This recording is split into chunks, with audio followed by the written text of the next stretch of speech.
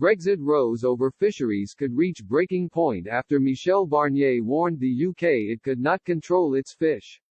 The prospect of a no-deal Brexit looks as likely as ever as Prime Minister Boris Johnson's attempts to override the withdrawal agreement angers Brussels. The Internal Market Bill passed through Parliament yesterday, risking further fury from those in the EU. The move has frustrated the EU as Northern Ireland Secretary Brandon Lewis admitted the bill could result in international law being broken. The bloc's negotiator Mr. Barnier has also held out on his own demands as trade talks stall.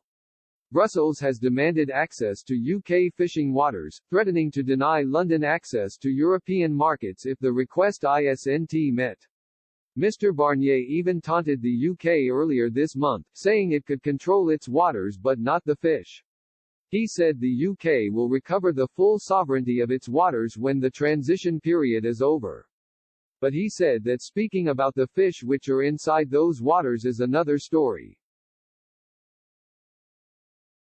Both the UK and the EU have refused to budge on their demands, but Mr. Barnier confessed that Brussels could grant concessions late on in negotiations. He said in June, agreements of this type, such important agreements, are always agreed at the last minute, if there is agreement. We're going to need the coming 3 or 4 months, even if we work more intensively in July, August and September, we're going to go right up to the line in October to find an agreement. This means negotiations will need now some extra political momentum. I've hoped that the British side will be given full leeway to negotiate on their side. We have very strong positions on both sides. The EU wants the status quo. The UK wants to change everything. If we want an agreement, we will have to discuss somewhere in between those two positions. We are prepared to discuss what needs to be discussed. The talks erupted earlier this month when the UK accused the EU of misrepresenting its position.